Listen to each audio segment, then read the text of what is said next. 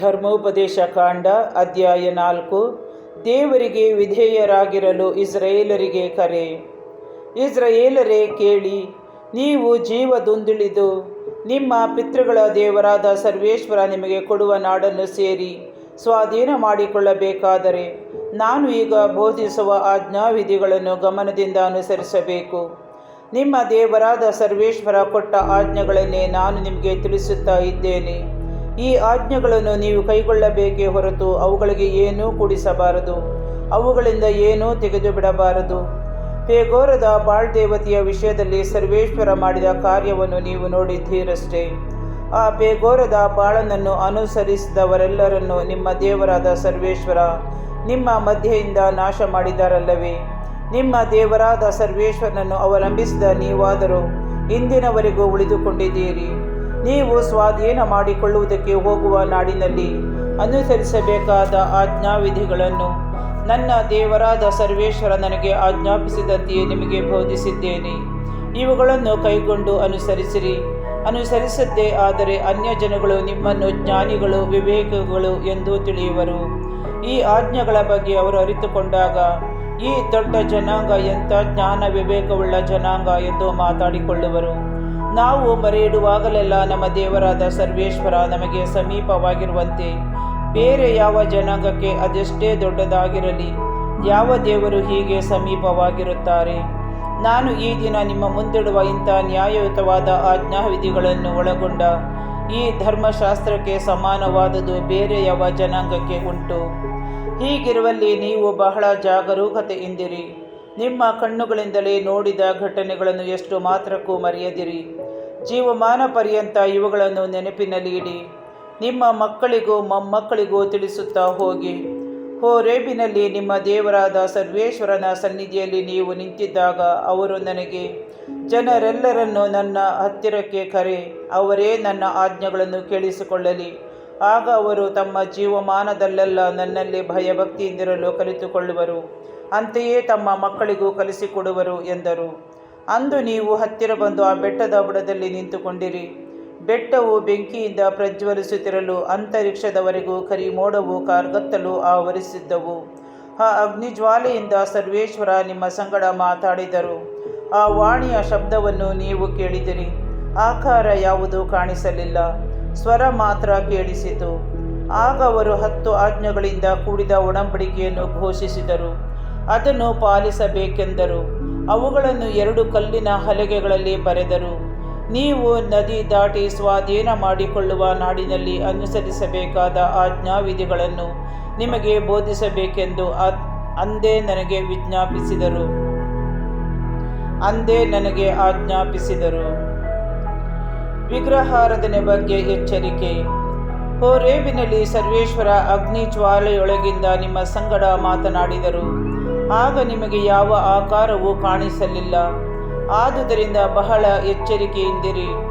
ನೀವು ಭ್ರಷ್ಟರಾಗದಂತೆ ವಿಗ್ರಹಗಳನ್ನು ಮಾಡಿಕೊಳ್ಳಬೇಡಿ. ಸ್ತ್ರೀ ಪುರುಷರ ರೂಪದಲ್ಲಾಗಲಿ, ಭೂಮಿಯ ಮೇಲೆ ಸಂಚರಿಸುವ ಮೃಗದ ರೂಪದಲ್ಲಾಗಲಿ, ಆಕಾಶದಲ್ಲಿ ಹಾರಾಡುವ ಪಕ್ಷಿಯ ರೂಪದಲ್ಲಾಗಲಿ, ನೆಲದ ಮೇಲೆ ಹರಿದಾಡುವ ಕ್ರಿಮಿಕೀಟಗಳ ರೂಪದಲ್ಲಾಗಲಿ, ಭೂಮಿಯ ಕೆಳಗಣ ಮೀನಿನ ರೂಪದಲ್ಲಾಗಲಿ ದೇವರ ಸ್ವರೂಪವೆಂದು ವಿಗ್ರಹಗಳನ್ನು ಮಾಡಿಕೊಳ್ಳಬೇಡಿ. ನೀವು ಆಕಾಶದ ಕಡೆಗೆ ಕಣ್ಣೆತ್ತಿ ನೋಡುವಾಗ ಭ್ರಮೆಗೊಂಡು ಸೂರ್ಯ ಚಂದ್ರ ನಕ್ಷತ್ರಗಳೆನಿಸಿಕೊಳ್ಳುವ ಆಕಾಶದ ಪರಿವಾರಗಳನ್ನು ಆರಾಧಿಸಬಾರದು, ಪೂಜಿಸಬಾರದು. ಏಕೆಂದರೆ ನಿಮ್ಮ ದೇವರಾದ ಸರ್ವೇಶ್ವರ ಅವುಗಳನ್ನು ಜಗದ ಬೇರೆ ಎಲ್ಲ ಜನಾಂಗಗಳಿಗಾಗಿ ಕೊಟ್ಟಿದ್ದಾರೆ. ಆದರೆ ನಿಮ್ಮನ್ನು ತಮ್ಮ ಸ್ವಕೀಯ ಜನರಾಗಿಸಿಕೊಳ್ಳಲು ಸಂಕಲ್ಪಿಸಿ ಕಬ್ಬಿಣ ಕರಗಿಸುವ ಕುಲುಮೆಯಂತಿದ್ದ ಈಜಿಪ್ಟ್ ದೇಶದಿಂದ ನಿಮ್ಮನ್ನು ಕರೆದು ತಂದು ಇದ್ದಾರೆ ಆ ಸರ್ವೇಶ್ವರ. ಅಂತೆಯೇ ನೀವು ಇಂದಿಗೂ ಅವರ ಸ್ವಂತ ಜನರಾಗಿದ್ದೀರಿ. ಇದಲ್ಲದೆ ಸರ್ವೇಶ್ವರ ನಿಮ್ಮ ದೆಸೆಯಿಂದ ನನ್ನ ಮೇಲೆ ಕೋಪಗೊಂಡರು. ನಾನು ಜೋರ್ಡಾನ್ ನದಿಯನ್ನು ದಾಟಿ ನಿಮ್ಮ ದೇವರಾದ ಸರ್ವೇಶ್ವರ ನಿಮಗೆ ಸ್ವದೇಶವನ್ನಾಗಿ ಕೊಡುವ ಆ ಚೆಲುವ ನಾಡನ್ನು ನಾನು ಸೇರಬಾರದೆಂದು ಇಲ್ಲಿಯೇ ಸಾಯಬೇಕೆಂದು ಖಂಡಿತವಾಗಿ ಹೇಳಿದ್ದಾರೆ. ನೀವಾದರೂ ನದಿ ದಾಟಿ ಆ ಸುಂದರ ನಾಡನ್ನು ಸೇರಿ ಸ್ವಾಧೀನ ಮಾಡಿಕೊಳ್ಳುವಿರಿ. ಎಚ್ಚರಿಕೆಯಾಗಿರಿ. ನಿಮ್ಮ ದೇವರಾದ ಸರ್ವೇಶ್ವರ ನಿಮ್ಮ ಸಂಗಡ ಮಾಡಿಕೊಂಡ ಒಡಂಬಡಿಕೆಯನ್ನು ಮರೆತು ಬಿಡಬೇಡಿ. ಅವರು ಪೂಜಿಸಬೇಡಿರೆಂದು ನಿಷೇಧಿಸಿದ ಯಾವ ವಿಗ್ರಹ ವಸ್ತುಗಳನ್ನು ಮಾಡಿಕೊಳ್ಳಬೇಡಿ, ಏಕೆಂದರೆ ನಿಮ್ಮ ದೇವರಾದ ಸರ್ವೇಶ್ವರ ಕಬಳಿಸಿಬಿಡುವ ಅಗ್ನಿಯಂಥವರು. ತಮಗೆ ಸಲ್ಲಬೇಕಾದ ಗೌರವವನ್ನು ಮತ್ತೊಬ್ಬನಿಗೆ ಸಲ್ಲಗೊಡದ ದೇವರು.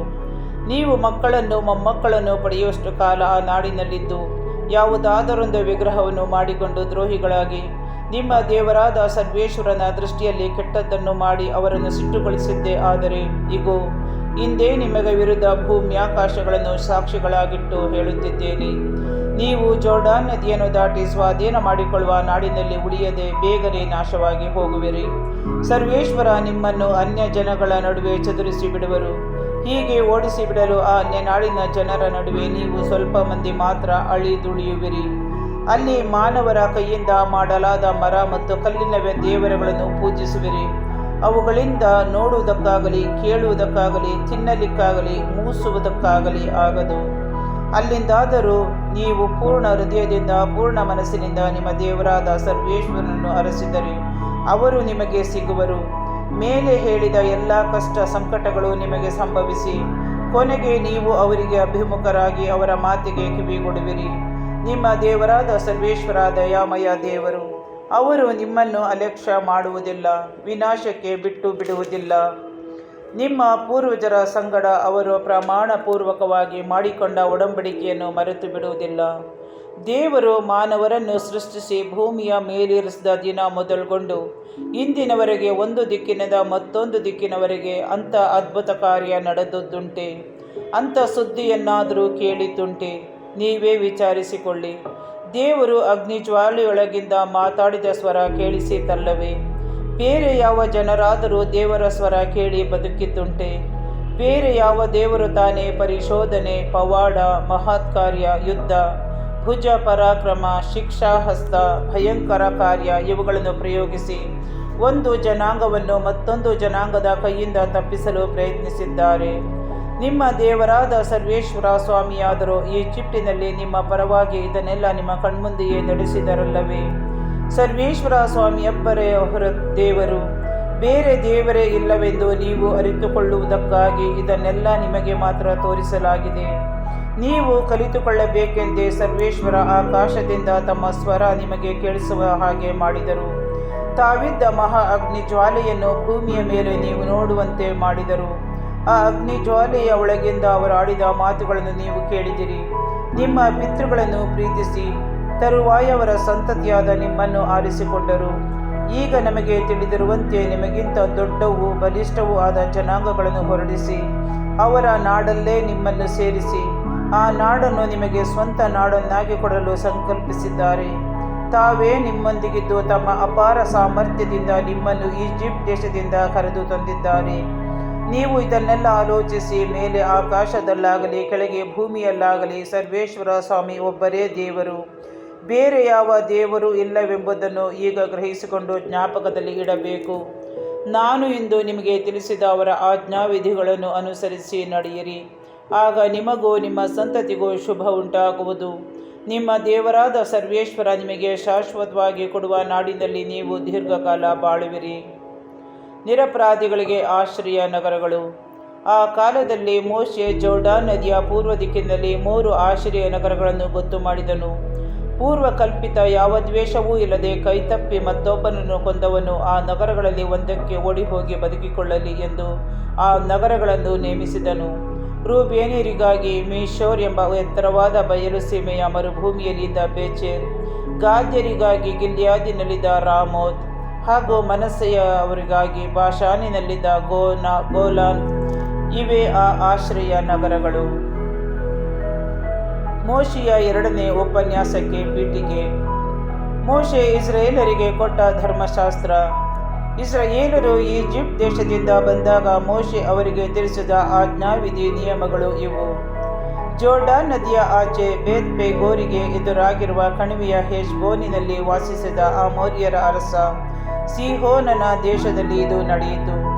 ಮೋಶೆಯು ಇಸ್ರಾಯೇಲರು ಈಜಿಪ್ಟಿನಿಂದ ಬಂದಾಗ ಆ ಸೀಹೋನನನ್ನು ಜಯಿಸಿದರು.